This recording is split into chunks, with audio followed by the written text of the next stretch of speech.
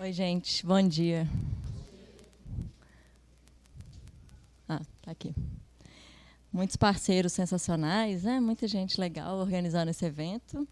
Acho muito legal um evento desse estar durando há 4 anos, porque a gente vê muitas iniciativas da cena criativa que começam e morrem. Então, parabéns pela organização. Muito obrigada pelo convite. Para mim, é bem feliz mesmo estar aqui falando desse tema. Quando o Leandro me convidou, ele falou, acho que você pode falar um pouco da ThoughtWorks. Pelo que eu ouvi dizer, vocês têm algumas experiências de ir além. E aí eu, com certeza, pensando na ThoughtWorks, eu vejo muitas experiências de ir além e fiquei pensando um pouco como eu me conectava com esse tema. E aí eu vou contar um pouco para vocês da minha trajetória até chegar na ThoughtWorks, para falar do ir além em todo esse percurso. Meu nome é Natália, eu sou aqui de Belo Horizonte, sou cientista social, formada pelo FMG. Quando eu formei, logo depois que eu formei, em 2011, eu me reuni com um grupo de pessoas aqui em Belo Horizonte e a gente quis organizar um evento TEDx. Quem conhece o TEDx? E eu não sabia o que era TEDx, a gente não queria organizar um evento TEDx, a gente queria criar conversas interessantes para a cidade. A gente via vários assuntos que a gente precisava falar sobre eles e a gente conheceu 2 pessoas que organizavam TEDx, que eram de fora do Brasil, que estavam morando aqui. Acho que está tudo bem. E aí elas falaram, bom, para isso que vocês querem fazer, quem sabe a gente não faz um TEDx. E a gente ficou muito tempo numa fase de muita ideação, o que a gente queria, como a gente via Belo Horizonte, e chegamos no tema que era Expandindo Horizontes, do TEDx. Essa era a arte do evento, de uma resolução melhor, naturalmente. E a gente fez um evento em 2012, dia 12 de maio de 2012, no 104, com vários palestrantes de fora do Brasil, vários palestrantes de fora de BH, vários incríveis de BH. Foi uma experiência muito legal. Foi um momento em que a gente viu como o trabalho voluntário, com um propósito muito claro, assim, comum, a gente conseguia criar uma experiência que era muito transformadora. A reação das pessoas, depois de passar um dia inteiro naquele evento, foi muito transformadora. Foram 400 e poucas pessoas. Não foi fácil, a gente não tinha dinheiro, a gente não tinha experiência de produção de eventos, a gente se atropelou bastante no processo, mas o dia deu tudo certo. Pelo menos quem organiza eventos sabe que, às vezes, no dia dá tudo errado, mesmo preparado, então a gente deu sorte. E a gente continuou um tempo organizando o TEDx Belo Horizonte. Eu trabalhei um pouco como embaixadora do TEDx no Brasil por 1 ano. Eu gostava muito dessa causa e eu fui entender o que eu gostava nessa causa, né? O TED ele significa tecnologia, entretenimento e design.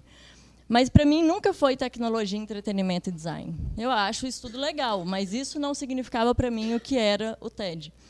Para mim, o TED era uma possibilidade de criar novos cenários. Como que a gente traz uma pessoa, põe ela em cima do palco, ela conta uma história, a gente está criando uma outra história possível.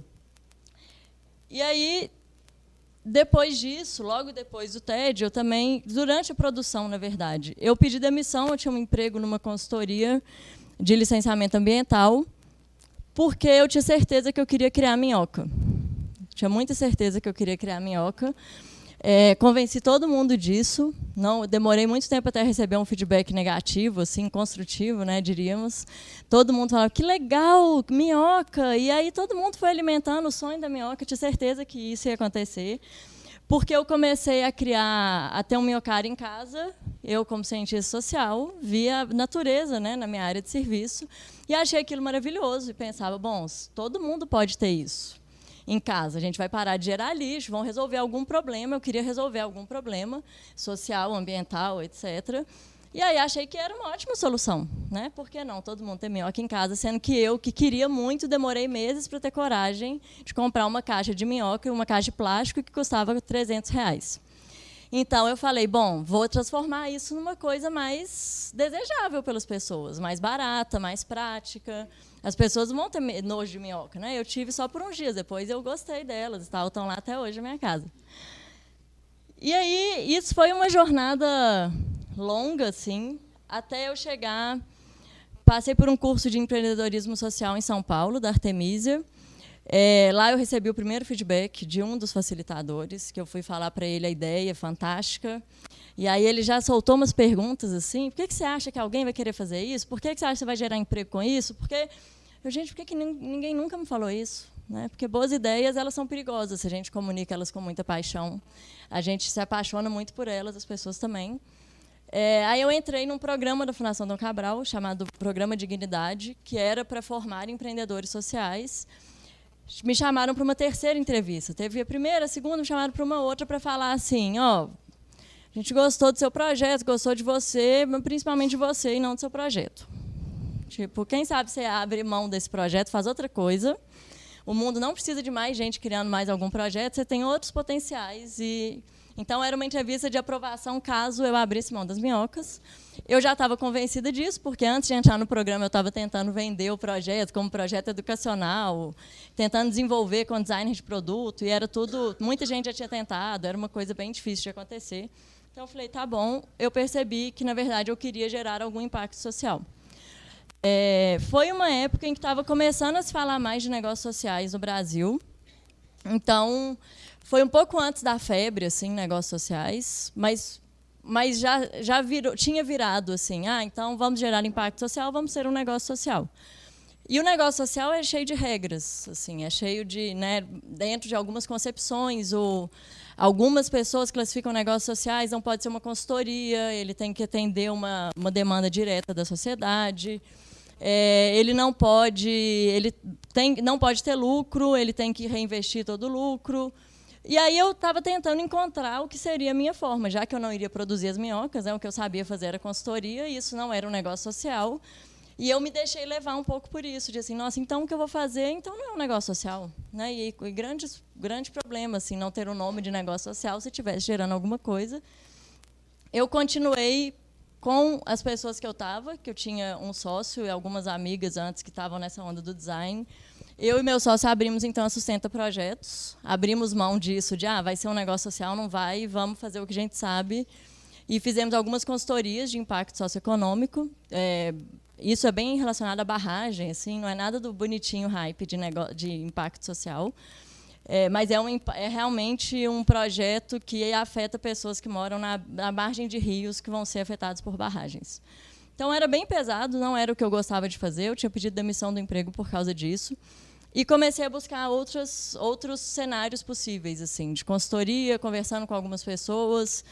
Comecei a trabalhar com os grupos de Belo Horizonte, porque o que eu via era quem eu queria ajudar, quem vinha me procurar que precisava de algum apoio, para mim já estava tudo ali. Eu olhava e falava, gente, essas pessoas já têm tudo. Por exemplo, o projeto das Meninas de Sinhá. Quem conhece Meninas de Sinhá aqui? Que é um projeto lindo de Belo Horizonte, que tinha mais de 15 anos quando eu conheci. Para mim, já estava gerando impacto há muito tempo. Estava atendendo mais de 50 idosas no Alto Vera Cruz, então minha condição socioeconômica, né, de vulnerabilidade. Mas elas precisavam de várias outras coisas que, às vezes, era uma conexão. Então, eu trabalhei com elas para a gente criar o conceito da sede que elas queriam construir.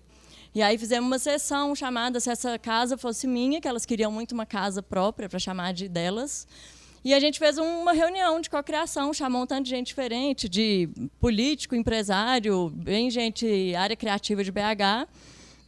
Para mim, aquilo não era fazer nada, mas para elas foi um grande passo de assim, agora a gente quer ir para lá. E isso é bem importante. Então, com isso, eu fui trabalhando com alguns grupos. Tinha uns grupos também de mulheres empreendedoras, coincidentemente ou não, né? Eu trabalhei com vários grupos de mulheres, que foi muito legal. Que também era isso, eu olhava aquelas mulheres que já estavam fazendo muita coisa, muitas de baixa renda, que tinham seu próprio negócio, que já eram, para mim, já eram pessoas em quem a gente deveria se inspirar, né? E seguir.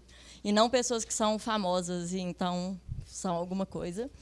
Mas eu conseguia ajudar dessa forma, só que eu não conseguia gerar receita nenhuma dessa forma. Então, eu gerava receita fazendo o impacto socioeconômico lá de barragem e trabalhava praticamente de graça para vários desses projetos. Era bom, porque eu aprendia muito, fazia o meu modelo ali de negócio social pessoal, né? Eu conseguia tirar de um lado para pôr do outro, para aprender.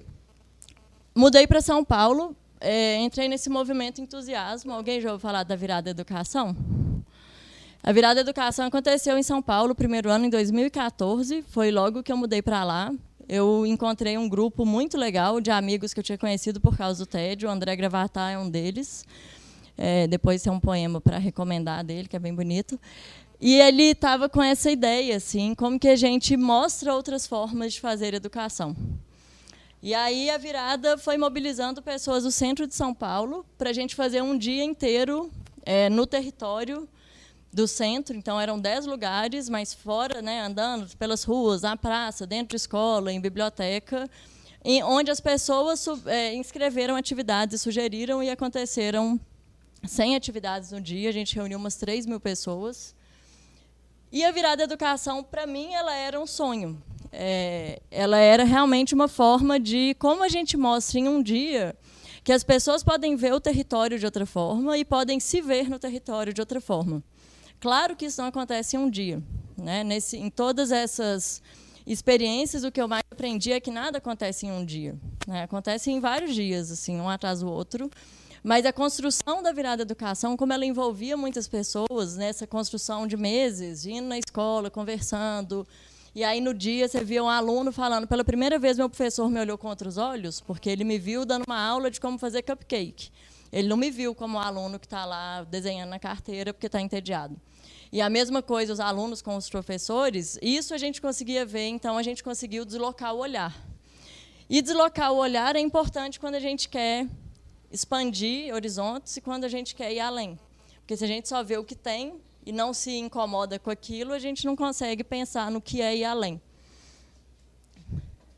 Isso tudo, para mim, tem a ver com um termo chamado colonialismo, que eu estudei quando eu estava na faculdade, em Bolonha, que fala basicamente de como as sociedades do norte global têm umas teorias e práticas que colonizam o sul global. E a gente faz parte do sul global, caso alguém esteja na dúvida. Mesmo que a gente tenha se tornado independente há muitos anos, é porque existe um conceito político de sul global, isso que eu estou falando. Não é, o Brasil está, mas a Austrália, por exemplo, que está no sul do mundo, está no norte global, ela não está no sul global. Então, a gente está pensando nos países que sofrem muita pressão e determinações que vêm dos países do norte do mundo. Isso se dá pelo modelo econômico, né? A gente pode ver isso de várias formas. Tem países que testam remédio para o remédio depois ser distribuído nos países do norte do mundo, né? A África, vários países da África testam remédios para serem distribuídos no norte do mundo. A gente, às vezes, consome tecnologias que fora já estão super antigas, né? E não são usadas mais.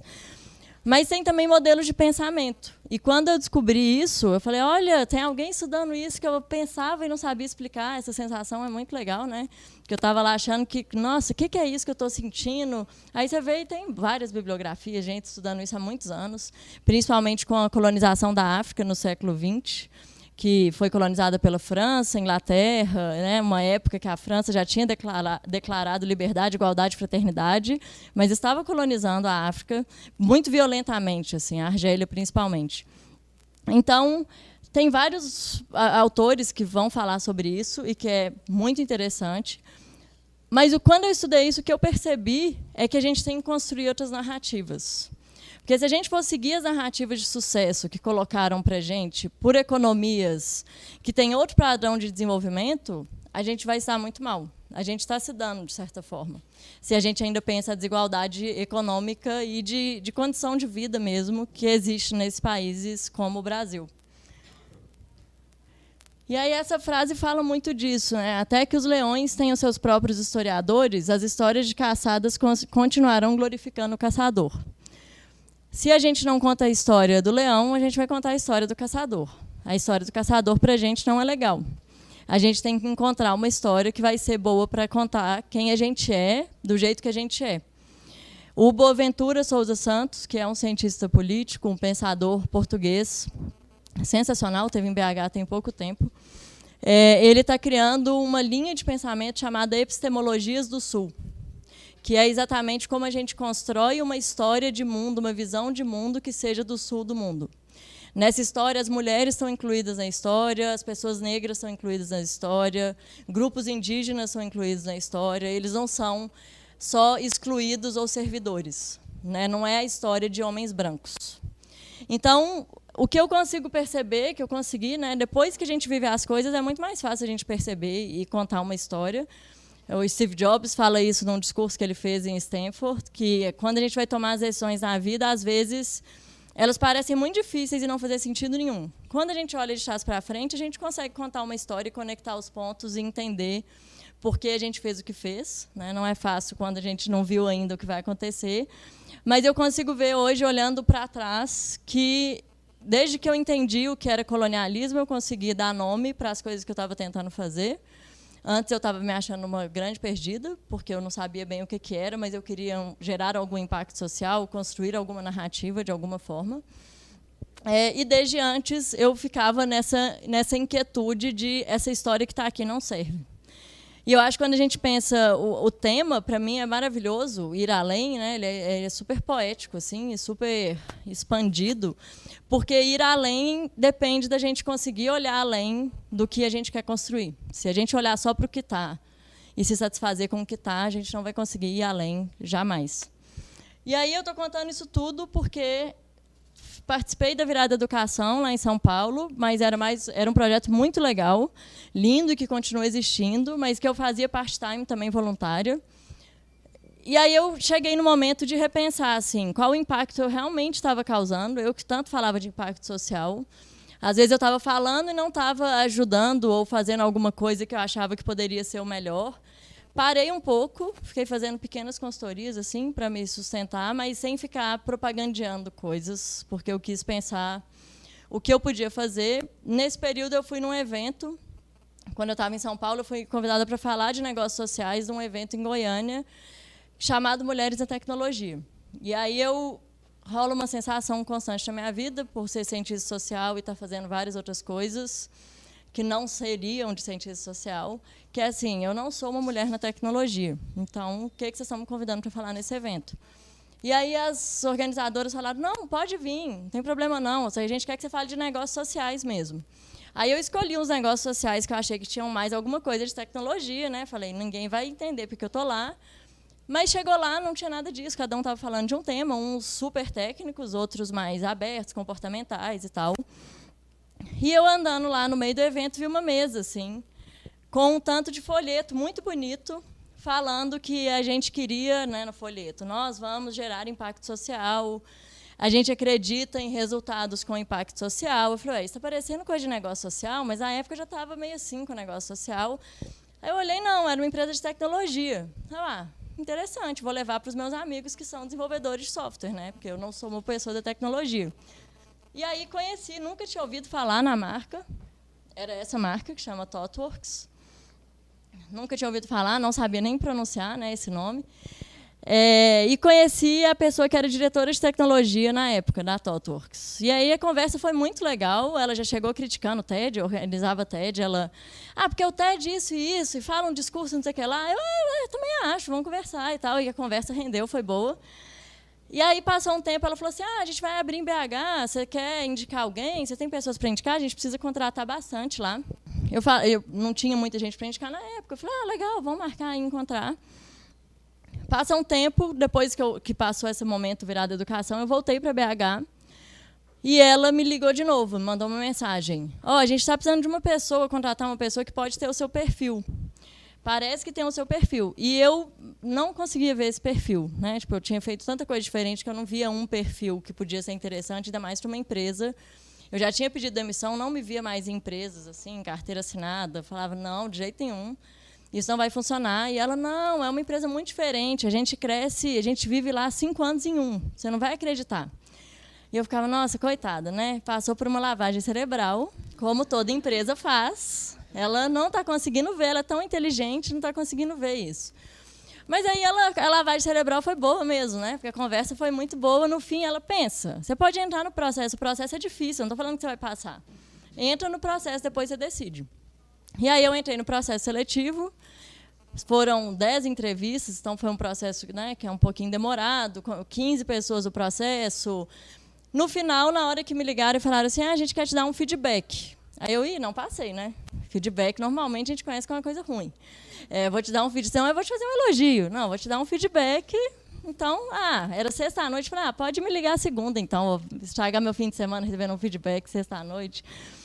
E aí, na segunda, eu descobri o feedback era positivo, né? Não tinha um feedback assim, que legal que você participou, já achou isso e isso, você gostou do processo, o que você achou? A gente quer dizer que você passou para um cargo de analista de marketing e recrutamento. Para mim, isso era muito interessante, mas, ao mesmo tempo, assustador, porque eu não sou de marketing de formação, eu não sou de recrutamento de formação e eu não sou de tecnologia de formação. E nunca tive um cargo desse tipo, de analista, não sei o que lá, não achava que eu iria voltar para uma carreira dentro de empresa. Então, por muito tempo foi assustador, até porque logo que eu entrei, rolou uma mudança no time de marketing e me pediram para ir só para marketing. Aí foi mais assustador ainda, que eu ficava o tempo inteiro, não, mas eu não sou pessoa de marketing, vocês estão falando com a pessoa errada. E aí eu fui aceitando no coração isso, e depois fui chamada para ser diretora de marketing, que é como eu estou lá até hoje, exercendo esse papel desde novembro de 2015. E o que me encantou muito, né, eu poderia ter saído fora disso, porque é um grande desafio falar para alguma pessoa, vamos lá, mas você vai reaprender tudo na sua vida, né? A gente quer o que você sabe, mas você vai ter que aprender várias outras coisas. E não é que as pessoas me falavam isso, é como eu via aquele novo desafio. Só que eu encontrei na ThoughtWorks um ambiente muito interessante, assim, para mim, que nunca gostei das coisas muito organizadinhas. Porque não é um ambiente organizadinho, é um ambiente bem mais para o caótico do que para o organizadinho, no sentido de que não tem uma alta hierarquia. Não é que não tem hierarquia, ela existe, mas ela é baixa. Não existem muitas formalidades que a gente encontra normalmente em empresa. E, claramente, para mim, ficou claro por que eu conseguia me identificar e até querer aprender sobre marketing e recrutamento e hoje gostar, por estar naquele lugar. Então, para mim, quando eu recebo o convite, assim, vamos falar sobre como a ThoughtWorks vai além, para mim é muito claro. Mas, como eu já tomei a vacina lá das minhocas, né, de ficar muito apaixonada por uma ideia e ter que aprender a vê-la sobre outros pontos de vista, eu pedi para algumas pessoas da ThoughtWorks me falarem por que elas acham que a gente vai além, né, como empresa. E eu vou contar um pouquinho, começando pela Flávia, que lá ela é gerente de projetos, mas de formação ela é doutora em biologia. E ela falou, a primeira coisa que eu vejo é a gente ir além de nós mesmos. E isso é muito verdade, assim. Quando a gente fala ir além de nós mesmos, significa que a gente tem oportunidades constantes de se desafiar, né? Não tem a opção de estar lá naquela zona de conforto. Então, já até uma pessoa que está na ThoughtWorks há muitos anos no mundo, assim, né, ela tem 10 anos de ThoughtWorks, ela fez um gráfico falando, toda vez que eu estou entrando aqui, que é a zona de conforto, a ThoughtWorks me coloca um novo desafio que eu vou sair. No início, eu achei que isso ia passar, né, que assim, então agora, ufa, agora eu estou tranquila. Não, aí vai vir outro. Tem teorias até organizacionais que falam um pouco de como isso funciona. E não é que a ThoughtWorks pensa nisso baseado na teoria, mas entende que as pessoas têm que se desenvolver e acredita muito nos potenciais. Então, é isso, né? Eu acho que eu sou a prova viva disso. Tipo, eu sou cientista social, não, vamos lá trabalhar com marketing, vai funcionar. E eu não tinha certeza que ia funcionar, mas as minhas líderes tinham tanta certeza e eu confiava tanto nelas, confio, são as mesmas ainda, que eu falei, tá, às vezes elas podem ter razão. Então, vamos lá, e a gente vai se descobrindo nesse caminho de se desafiar. Ao mesmo tempo, é uma empresa, eu estou falando dela naturalmente, mas provavelmente vocês não conhecem a ThoughtWorks. Né? Alguém aqui já conhece a ThoughtWorks? Que legal. A ThoughtWorks é uma empresa de consultoria e desenvolvimento de software, tecnologia e inovação. Começou em Chicago, tem 23 anos, está no Brasil há 7. Então, hoje a gente está em 15 países. No Brasil tem 4 escritórios. E a gente tem constante conexão cultural global mesmo, assim, de estar dentro do escritório, numa reunião com pessoas que estão, dependendo do fuso horário, né, se a gente conseguir, que estão na Austrália, na Índia, na China. A Paula está aqui, que trabalha comigo também, ela está assim, né? Porque tem dias a gente tem que acordar bem cedo para conseguir entrar na reunião, que é 8 da noite na Austrália, 7 da manhã aqui, etc. Mas isso tudo nos transporta realmente para criar uma conexão e criar um deslocamento de olhar, porque existem várias realidades. E existem pessoas do mundo todo em BH, né? Além do Mário e de Minions, tem pessoas que não, mais de 50% das pessoas que estão no nosso escritório aqui não são de Belo Horizonte, ou são do interior de Minas, ou são dos Estados Unidos, ou da Índia, e estão passando um tempo aqui, porque a gente estimula o tempo todo isso de aprender fazendo com as pessoas. Então, a gente chama uma pessoa dos Estados Unidos que sabe muito de uma tecnologia X para ficar aqui 6 meses pareando. A gente gosta de trabalhar em pares com algumas pessoas, alternando ali, para passar mesmo esse conhecimento. Então, isso é realmente diferente. Eu levei, ano passado, teve uma manifestação, eu levei uma indiana que queria ver como era a manifestação. E eu falei para ela que era um protesto. E ela falou, não, isso está mais para uma... É tranquilo, nosso protesto é mais agressivo. E aí, na prática, ela foi lá aprendendo o que era, gostou e tal, legal, obrigada, agora eu vou embora. Tipo, então, tem muitas pessoas abertas, curiosas, que a gente consegue conviver o tempo todo. E isso nos leva para fora do nosso mundinho, né? Que a gente normalmente já tem ali uma rede de amigos, de colegas, que estão falando do mesmo dia a dia. E a gente tem um foco. E aí, quem já ouviu falar em metodologias ágeis? Um dos princípios das metodologias ágeis é pessoas antes de processos. E quando as metodologias ágeis... Quando foi assinado o Manifesto Ágil, em 2001, que é sobre desenvolvimento de software, o Martin Fowler já estava na ThoughtWorks, é um dos signatários do Manifesto Ágil, e hoje ele é nosso cientista-chefe.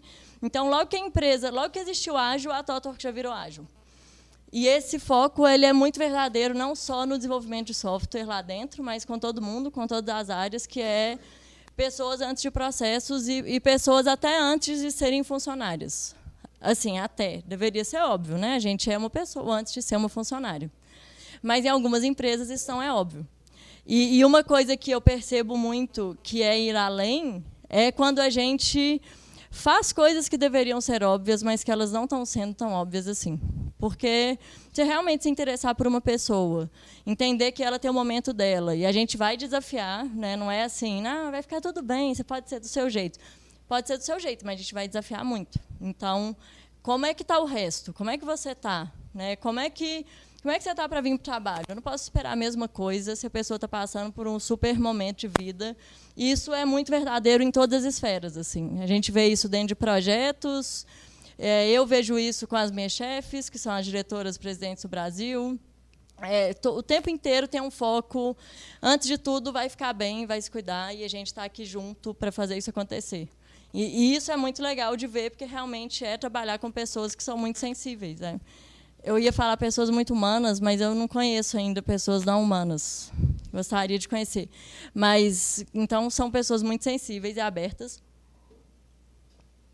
E aí, esse é um ponto muito relevante, mas é interessante porque ele perde muito o sentido único na ThoughtWorks, porque a gente pensa, um dos nossos princípios é coletivo antes do individual.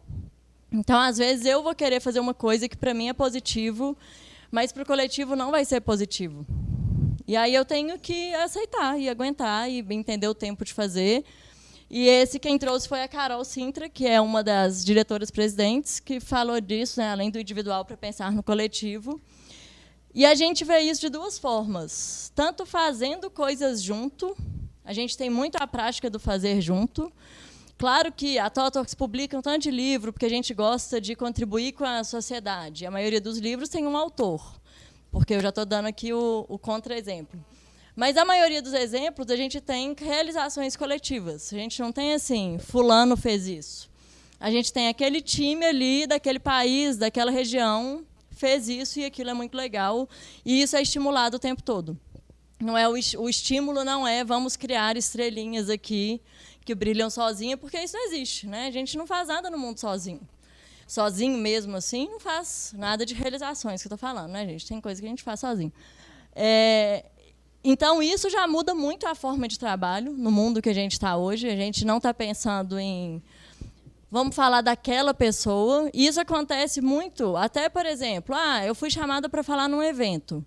Mas nesse evento eu acho que seria mais legal a minha colega falar. Eu vou indicar a minha colega para falar. Eu não preciso eu estar naquele evento. A gente precisa que aquela mensagem vá para o evento. Porque a gente precisa passar essa mensagem. E acontece dentro, lá, no dia a dia mesmo. E decisões com foco no impacto coletivo. Significa, tanto no dia a dia, isso de... Eu posso tomar essa decisão? Quem que ela vai afetar? Então, pensando como time de liderança do negócio no Brasil, a gente tem que ter essa decisão o tempo todo. Essa decisão seria boa para essa pessoa, mas ela não vai ser boa para o todo. Ao mesmo tempo, a gente olha o indivíduo. Em alguns casos, a gente tem sim que abrir exceções. A gente não é fã de ter uma regra que vai falar e aquilo é imutável, porque as pessoas não estão escritas em pedra. A gente não pode ter regras escritas em pedra que não vão atender às necessidades dessas pessoas. Mas, ao mesmo tempo, a grande maioria das decisões, a gente tem que entender como aquilo vai ecoar para todo mundo. Mesmo que, às vezes, não seja a decisão que a gente, pessoalmente, queria mais tomar. E isso tem um lado legal, que é ir para fora da ThoughtWorks também. A gente tem um propósito. E aí tem gente que fala assim, e hoje, né, existe uma glorificação do propósito. Você tem que ter um propósito. Pessoalmente, eu tenho dificuldade com isso. Você tem que ter um propósito, porque a gente trata como se fosse uma coisa simples, saber o que você quer fazer da sua vida. É só você ter um propósito, e aí você vai saber aquilo e vai atrás e resolveu. Né? Faz aí uma meditação, um coach e tal, vai ter um propósito, aí está claro o caminho. Não é simples assim, primeiro, porque não adianta você ter um propósito que não vai servir a ninguém. E o segundo ponto, para mim, é que todo mundo tem um propósito. Um banco tem um propósito, que é gerar lucro. Então, não adianta alguém trabalhar num banco e falar assim, eu trabalho lá, mas lá não tem propósito. Tem. O que acontece é que a pessoa, às vezes, não está alinhada com aquele propósito específico. Então, eu não quero falar assim, a ThoughtWorks tem um propósito e ninguém mais tem. Não, muita gente tem. Mesmo quando, como organização, todo mundo tem que saber para onde está indo. Mesmo que não tenha aquilo escrito na parede, não fale o que é. Mas, no nosso caso, tem um propósito com o qual eu me identifico muito, que é revolucionar o design e a criação de software enquanto a gente defende uma mudança social positiva. O que significa que essas coisas têm que caminhar juntas. E eu passei a gostar mais de software quando eu comecei a entender como a metodologia ágil ela realmente humaniza o processo de criação de software, como a gente realmente está querendo que todo mundo que está envolvido naquela criação de software seja respeitado e seja ouvido. Eu não vou ouvir só o gerente de projeto que vai falar o que tem que ser feito. Todo mundo que está fazendo a análise de qualidade, que está fazendo o desenho mesmo da interface do software, que está desenvolvendo, tem que participar daquilo e construir junto. Então, isso, para mim, já faz o processo todo fazer mais sentido, porque, hoje em dia, todo mundo usa software. Todo mundo nessa sala usa algum software. Por dia, vários. Né? Então, não dá para a gente ter sempre as mesmas pessoas definindo o que era o software, que é um padrão ainda presente, mas que hoje já se fala de outra forma, de como construir software e de diversidade no mundo de tecnologia. E, por isso, essa mudança social positiva, enquanto a gente faz a outra coisa, ela é muito importante. Porque, realmente, não dá para a gente querer... Quem usa software? Todo mundo. No Brasil, todo mundo significa 53% da população é negra. A representatividade de pessoas negras, por exemplo, desenvolvendo software, é baixíssima hoje em dia.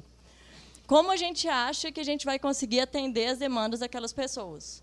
Por exemplo, tem um caso de um sistema que era para reconhecer rosto, reconhecimento facial, que não reconhecia rosto de pessoas negras. Provavelmente porque não tinha nenhuma pessoa negra desenvolvendo que atentou para aquele fato de que não existiam só pessoas iguais desenvolvendo software. Então, cada vez mais, a gente tem que falar de diversidade e de justiça na hora de desenvolver o software. E isso é muito claro para a gente, é muito claro para as pessoas que estão lá dentro. E ver, por exemplo, muitas mulheres desenvolvendo software já é uma grande mudança.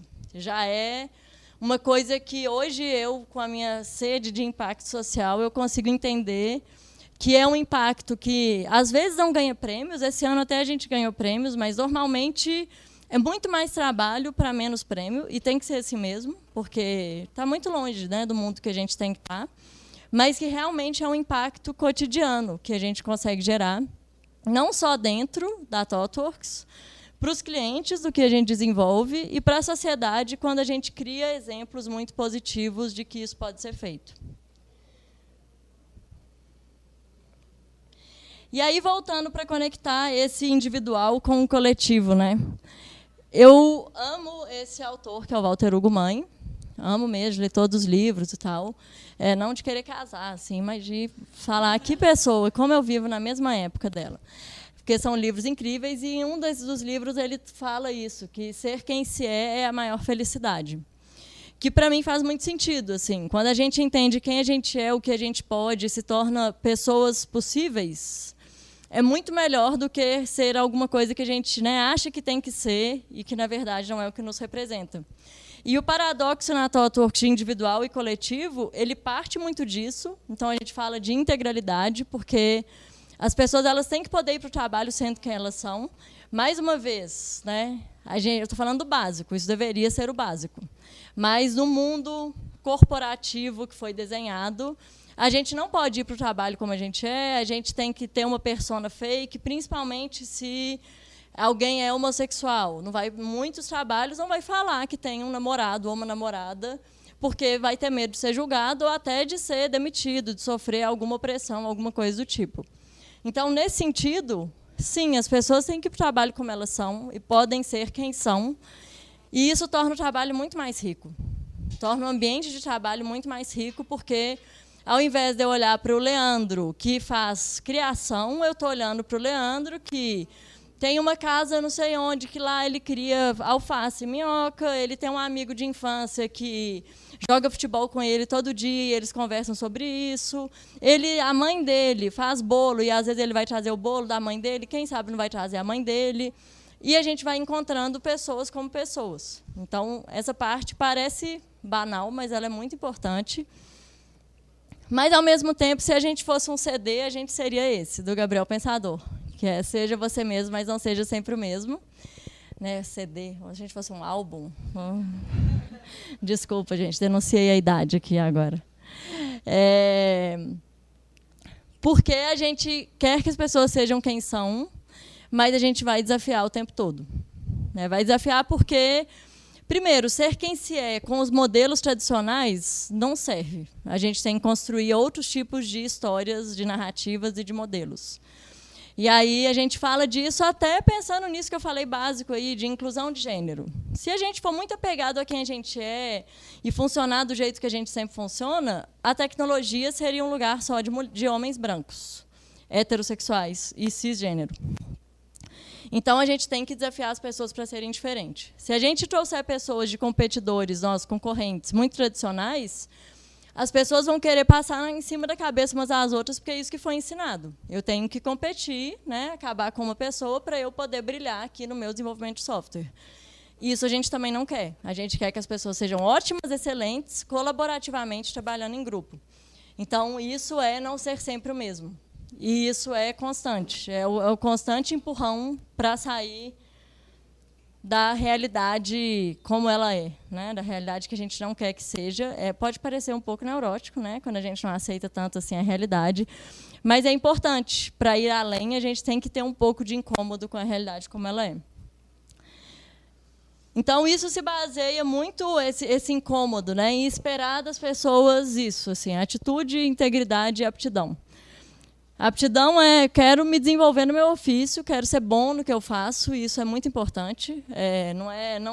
Se eu sou íntegro e se eu estou vendendo um serviço para o cliente, eu tenho que entregar o serviço para o cliente muito bem, eu tenho que questionar o cliente quando ele me propõe uma coisa errada, eu tenho que ver uma coisa que não está funcionando e falar. Então, para isso, eu tenho que ser muito bom tecnicamente para poder falar, né, para ter essa confiança e esse conhecimento técnico. Mas também, se eu sou íntegro e ver um colega meu fazendo um comentário tosco no time, eu também tenho que ir lá e falar com ele. Tenho que ir falar com a pessoa, ver se está tudo bem, como que eu vou construir um ambiente melhor para aquela pessoa. E isso significa juntar integridade e atitude. É muito bonito no papel, é lindo, a gente acredita mesmo nisso. Não é fluido no dia a dia, dá muito trabalho. Dá muito trabalho. Porque é o tempo inteiro questionar padrões com os quais a gente está acostumado, esperar numa sociedade que a gente não é criado para ter atitude. Né? Se a gente fosse criado para ter atitude, a gente não precisava de tanto curso de empreendedorismo.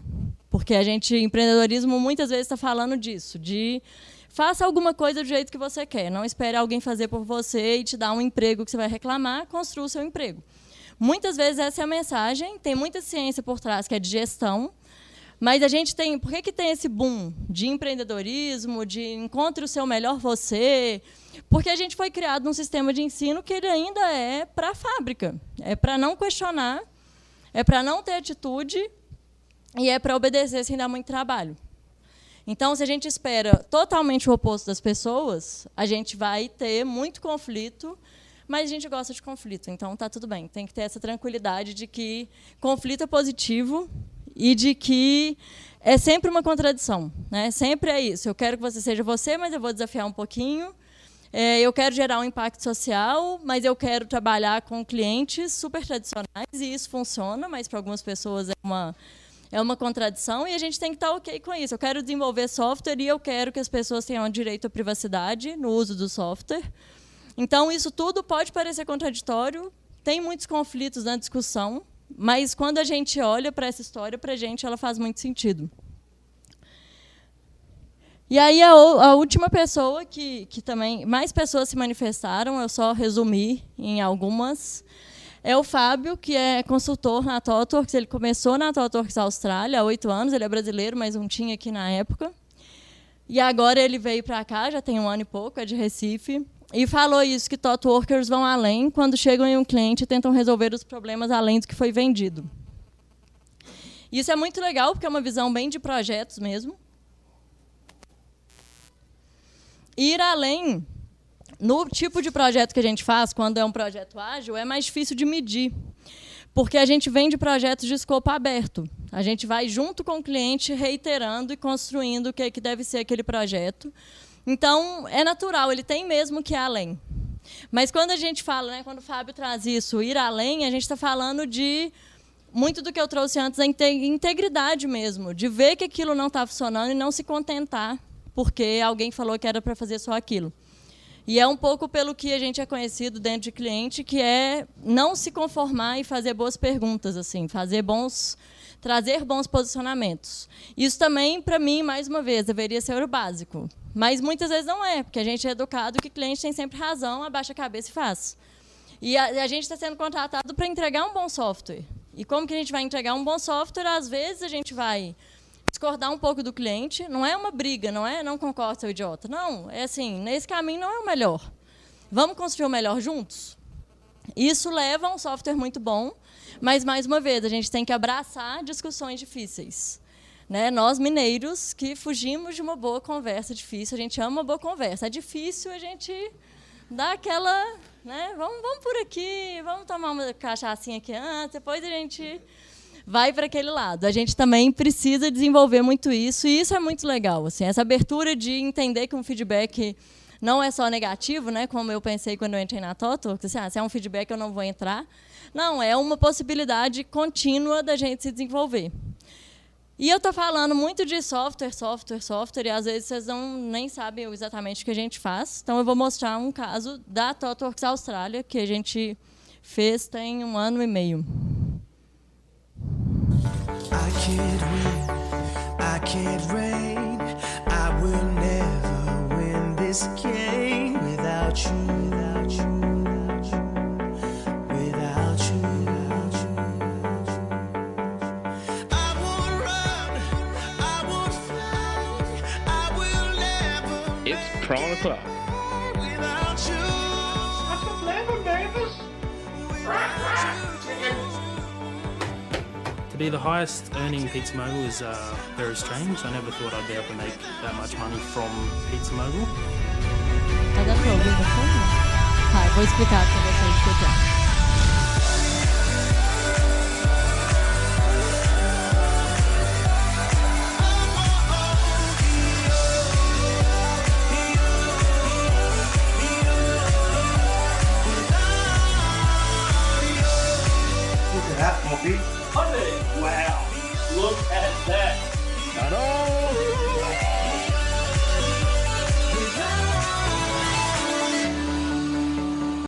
A Domino's na Austrália tinha feito um aplicativo para o iPad para você montar a sua própria pizza.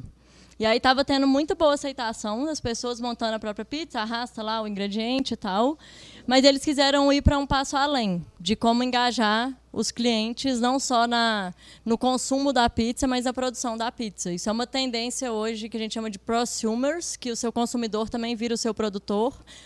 E o que a gente desenvolveu com eles foi um outro app que era para a pessoa construir a própria pizza, e tudo isso que vocês viram foram propagandas que as próprias pessoas fizeram para vender as pizzas que elas fizeram, e elas tinham uma parte do lucro da venda daquela pizza. Então, por isso que tem o cara lá com $47 mil, foi o que ganhou mais, né, vendendo pizza. Alguns, tipo, 2 caras queriam abrir um bar, e aí eles fizeram propaganda de pizza, venderam a pizza deles e conseguiram dinheiro para abrir um bar. O outro queria pedir a namorada em casamento, e com isso ele conseguiu juntar dinheiro. E para a gente esse é um tipo de projeto muito legal, porque muitas vezes a gente vai falar de softwares que a gente não vê, né? Tradicionalmente, software é o que a gente xinga e hardware é o que a gente chuta. Então, a gente não vê o software e é mais difícil falar exatamente o que a gente está fazendo. Nesse caso, cada vez mais, é o momento que a gente chama de 4ª revolução industrial, o software ele é parte central do negócio. Ele deixa de ser só uma coisa de suporte ou de automação e vira parte central do negócio, como esse caso para a Domino's, que é muito central a gente conseguir com que essa ideia, que é uma ideia de marketing de produtos, vire realidade. E a gente desenvolveu isso juntos e ficou bem feliz. Assim, foi uma campanha que, para a Domino's, ganhou um prêmio de varejo e tal. Não é um caso de fizemos além, era o que a gente tinha que fazer mesmo, mas é um caso interessante, mais palpável, de como a gente consegue ver a tecnologia gerando impacto na sociedade. Né? Das pessoas estarem envolvidas, poder fazer a pizza, fazer a propaganda da própria pizza, e fazerem a propaganda para a Domino's, né? Então é muito inteligente esse novo modelo. E realmente é uma forma da gente se sentir mais parte daquilo que a gente está fazendo. Da pizza que a gente está comendo, eu vou gostar mais dela depois que eu sei que foi você que fez. E eu te conheço, então eu vou pedir a sua pizza. Né? Faz muito sentido depois que já está feito e que funciona.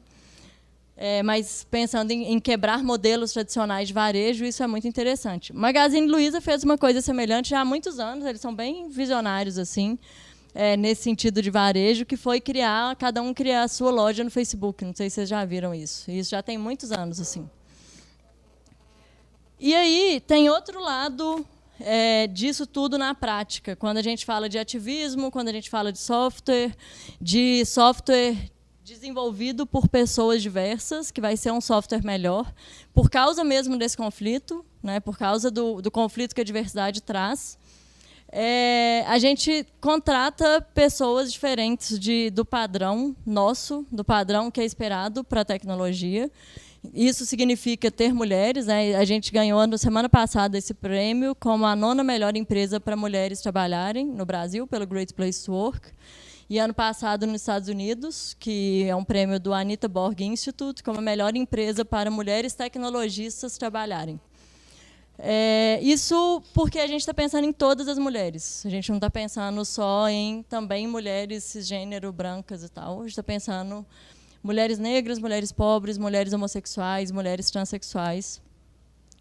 Mas quando a gente fala isso, a gente vai ter muitas barreiras assim ainda, né, no mercado para a gente conseguir fazer essa inclusão. E aí, isso, para mim, é outro exemplo muito legal de como, quando a gente cria um ambiente em que as pessoas podem ser quem elas são e podem trazer as paixões, vão acontecendo coisas que não foram planejadas lá pela liderança da ThoughtWorks, mas que as pessoas simplesmente conseguiram espaço para fazer aquilo acontecer. Uma delas é o Transserviços, que é uma plataforma que a Dani Andrade, quando foi contratada, ela trouxe para dentro da ThoughtWorks como Transempregos, que é uma forma de conectar pessoas trans com serviços que estão abertos para elas consumirem. Assim, como se fosse um selo de segurança, você não vai sofrer nenhum preconceito se chegar lá para ser atendida nesse prestador de serviço. E aí várias pessoas na ThoughtWorks, como voluntárias, se mobilizaram e desenvolveram Transserviços. E também como uma atividade da Dani com uma pessoa que era do time do marketing na época, Luana. Não, a gente precisa explicar melhor para as pessoas. Ninguém entende o que é ser trans ainda, infelizmente, então vamos explicar. E a gente fez uma série, assim mesmo, a Luana foi para um parque em São Paulo, com outro cara da ThoughtWorks, o Rica, vamos fazer um vídeo aqui para a gente ajudar as pessoas, e a gente lançou essa série da População T.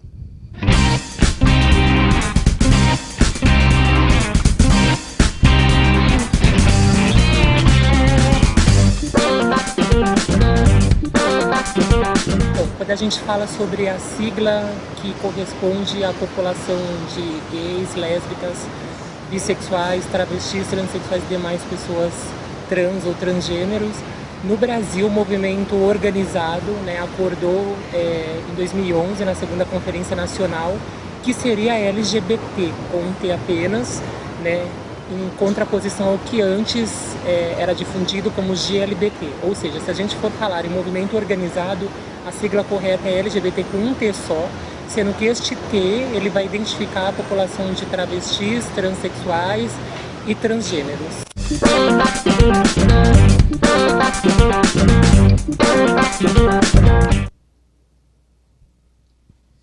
Então, mais uma vez, né, está aparecendo uma igreja, eu repeti isso pela terceira vez, mas deveria ser o básico, as empresas poderem pôr a marca numa coisa que acreditam e que não foi uma idealização da alta liderança, mas que simplesmente é uma ação para fazer com que as pessoas se sintam mais acolhidas e com que a gente possa contribuir para que o sistema todo seja mais inclusivo para essas pessoas. E isso foi muito legal, porque foi feito assim bem na correria, e a gente tem um resultado muito legal de muitas pessoas se sentindo mesmo identificadas, sentindo parte, contempladas. Hoje a gente já tem 5 mulheres trans trabalhando na ThoughtWorks, sendo que 4 delas trabalham com desenvolvimento de software. Isso para a gente é muito legal, que é a nossa atividade fim, né? E a gente está lançando agora uma outra campanha para contar mesmo essas histórias de mulheres na tecnologia, que continua sendo uma forma de, voltando lá no colonialismo, voltando no Expandindo Horizontes e no tema principal desse evento de hoje, como que a gente constrói outras narrativas possíveis de pessoas possíveis, né, e de empresas possíveis que estão crescendo, que estão se dando bem, assim, né? A empresa está crescendo, está conseguindo contratar, tem mais cliente, mesmo com crise, continua contratando e continua fazendo isso defendendo o que acredita. Então, isso, para mim, me enche de orgulho mesmo, conseguir ser parte dessa organização e conseguir contribuir para isso, entendendo cada dia mais que as construções e os grandes impactos a gente constrói no dia a dia, de forma pequena, né? Pode ser criando minhoca, mas pode ser de várias outras formas. E a gente, basta para isso a gente entender que a gente precisa de outras narrativas. Então, elas são possíveis, mas elas também são emergenciais. Se a gente que está aqui, ligado nesse tema, pensando nisso, se a gente não está ligado para construir isso, a gente acaba vivendo a narrativa de outra pessoa. E aí isso é muito triste. É chegar daqui a uns anos e falar: não, tudo que foi feito naquela época ali pela minha geração, eu não concordei. Eu só não fiz nada, porque eu não sabia o que fazer, mas eu não concordei. Ninguém vai ter esse selo, ninguém vai conseguir gritar lá: não fui eu que fiz isso aí não, ó, essa confusão não fui eu não. Então, se a gente entende isso, a gente entende simplesmente que a gente tem um papel nessa construção. Não tem que ser de ser hiperativista, não tem que ser de liderar uma revolução, mas tem que ser de não se contentar com o que não faz sentido para a gente, de fato, dar um passo além do que nos falaram que é possível. Com certeza é possível mais, quando a gente junta pessoas que estão compartilhando uma mesma visão e entende porque a gente quer ir para lá e que a gente vai precisar e que não vai ser confortável. Que, às vezes, o caminho não é confortável, mas ele é muito mais relevante e muito mais impactante do que se fosse só um caminho fácil, assim. Muito obrigada, gente.